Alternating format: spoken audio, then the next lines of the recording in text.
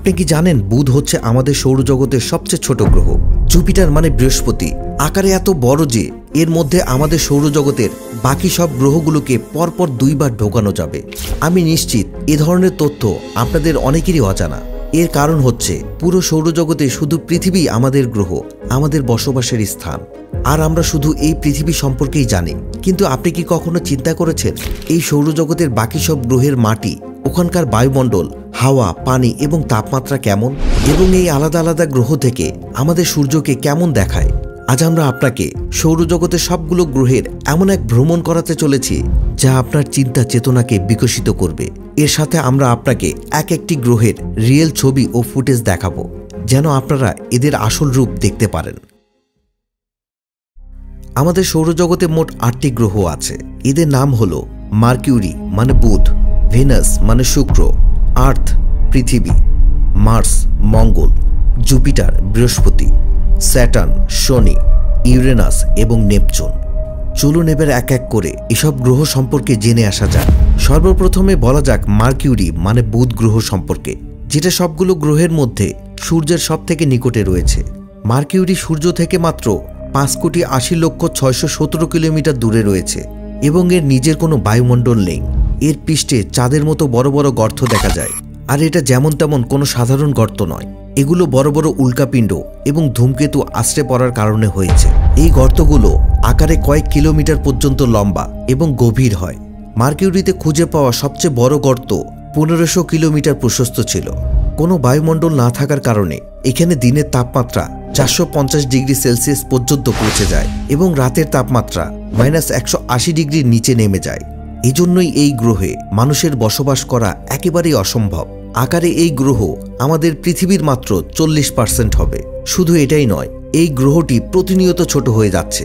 বিজ্ঞানীদের মতে বিগত 4 মিলিয়ন বছরে এই গ্রহটি 14 কিলোমিটার ছোট হয়েছে। এই গ্রহটি ছোট হওয়ার মূল কারণ হলো রাতের প্রচণ্ড ঠান্ডা। তবে আশ্চর্যের বিষয় হলো মার্কিউরি সূর্যের সবথেকে কাছের গ্রহ হওয়ার সত্ত্বেও এটি সূর্যের সবথেকে গরম গ্রহ নয়। চলুন এবার যাওয়া যাক আমাদের সৌরজগতের দ্বিতীয় গ্রহ ভেনাস অর্থাৎ শুক্র গ্রহের কাছে। এটা সূর্য থেকে 10,82,00,000 কিলোমিটার দূরে রয়েছে। ভেনাস আমাদের সৌরমণ্ডলের অনন্য 2টি গ্রহের মধ্যে একটি। এটি তার কক্ষে উল্টো ঘোরে, অর্থাৎ ভেনাসে সূর্য পশ্চিম দিকে উদয় হয় এবং পূর্ব দিকে অস্ত যায়। এটা আমাদের সৌরমণ্ডলের সবথেকে গরম গ্রহ এবং এর বায়ুমণ্ডলে কয়েক কিলোমিটার প্রশস্ত সালফিউরিক অ্যাসিডের মেঘে ঢাকা থাকে। ভেনাসের বায়ুমণ্ডলের প্রধানত কার্বন ডাই অক্সাইড থাকে, যার জন্য গ্রিন হাউস গ্যাস ইফেক্ট তৈরি হয় আর সূর্যের তাপ বায়ুমণ্ডল থেকে বের হতে পারে না। এই জন্যই এই গ্রহের তাপমাত্রা 464 ডিগ্রি সেলসিয়াস পর্যন্ত হতে থাকে। ভেনাস গ্রহে অনেকগুলো আগ্নেয়গিরি রয়েছে। এটাই সেই কারণ যার জন্য এই গ্রহে পাঠানো কোনো মিশন বা স্পেসক্রাফট বেশি সময় ধরে সার্ভাইভ করতে পারে না। ভেনাস আকারে আমাদের পৃথিবী থেকে একটু ছোট। ভেনাসের পর আমাদের সৌরজগতের তৃতীয় গ্রহটি হলো আমাদের পৃথিবী, যেটা সৌরমণ্ডলের একমাত্র গ্রহ যেখানে জীবন সম্ভব। আমাদের পৃথিবী সূর্য থেকে 14,08,50,000 কিলোমিটার দূরে রয়েছে। যেহেতু পৃথিবী সম্পর্কে আমরা সবকিছুই জানি, তাই এই সম্পর্কে আর বিস্তারিত না বলে একে স্কিপ করা যাক। পৃথিবীর পর সৌরমণ্ডলের চতুর্থ গ্রহ হলো মার্স অর্থাৎ মঙ্গল গ্রহ। এই গ্রহের মাটি লাল, তাই স্পেস থেকে এই গ্রহকে দেখলে লাল বলের মতো মনে হয়। এজন্য একে রেড প্ল্যানেটও বলা হয়। পৃথিবীর পর মঙ্গলই একমাত্র গ্রহ যেখানে মানুষ বসবাসের জন্য চেষ্টা করতে পারে। মঙ্গলের মাটিতে আয়রনের মাত্রা অনেক বেশি। এখানকার বায়ুমণ্ডল পাতলা এবং ঠান্ডা, যার জন্য মঙ্গলের মাটিতে পানি লিকুইড অবস্থায় থাকতে পারে না। সূর্য থেকে মঙ্গলের দূরত্ব 22,80,00,000 কিলোমিটার হওয়ার কারণে মঙ্গলের তাপমাত্রা -153 ডিগ্রি সেলসিয়াস পর্যন্ত নেমে যায়।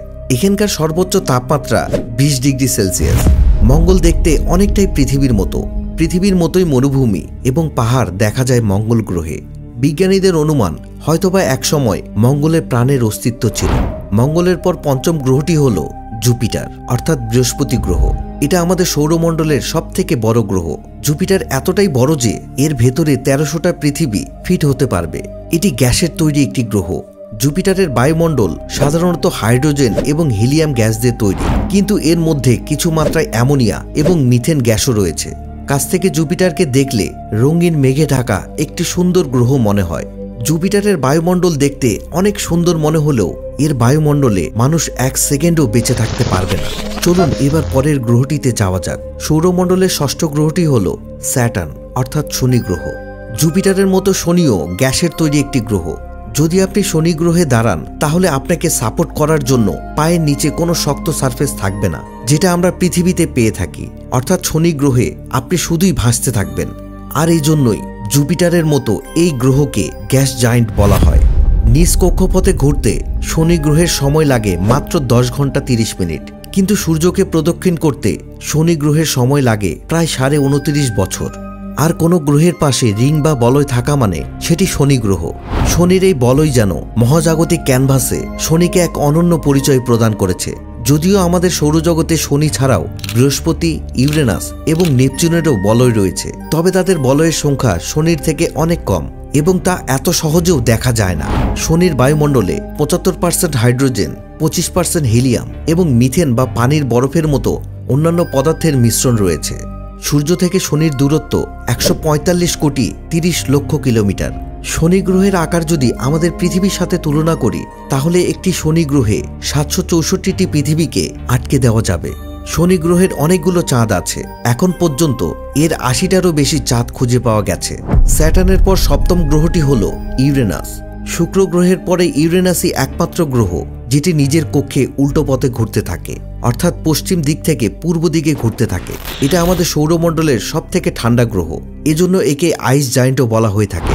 এই গ্রহের তাপমাত্রা -224 ডিগ্রি সেলসিয়াসের নিচে নেমে যায়। ইউরেনাসের বায়ুমণ্ডল 83% হাইড্রোজেন, 15% হিলিয়াম এবং কিছু পরিমাণ মিথেন, পানি ও অ্যামোনিয়ার অংশও পাওয়া যায়। ইউরেনাসের আকার আমাদের পৃথিবী থেকে প্রায় 4 গুণ বড়। শনির মতো ইউরেনাসেও একটি বলয় বা রিং রয়েছে, কিন্তু এটা শনির মতো এতটা বড় নয়। আর খুব কম মানুষই আছে যারা এটা সম্পর্কে জানে। এই রিংয়ের খোঁজ সর্বপ্রথম 1977 সালে করা হয়েছিল। এরপর 1986 সালে ভয়েজার 2-র মাধ্যমে আমরা এর ছবি দেখতে পেরেছি। ইউরেনাসের পর সৌরমণ্ডলের সবথেকে শেষের গ্রহটি হল নেপচুন। ইউরেনাসের মতো নেপচুনেও একটি রিং সিস্টেম রয়েছে। এখন পর্যন্ত এর 5টি রিং খুঁজে পাওয়া গেছে। এটি আমাদের সৌরমণ্ডলের চতুর্থ সবচেয়ে বড় গ্রহ।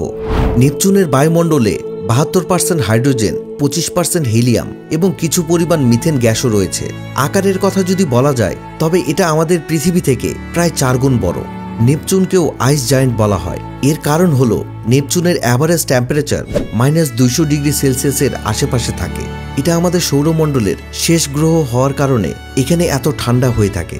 সূর্য থেকে এর দূরত্ব 447 কোটি 23 লক্ষ কিলোমিটার এবং আমাদের পৃথিবী থেকে নেপচুনের দূরত্ব 430 কোটি কিলোমিটার।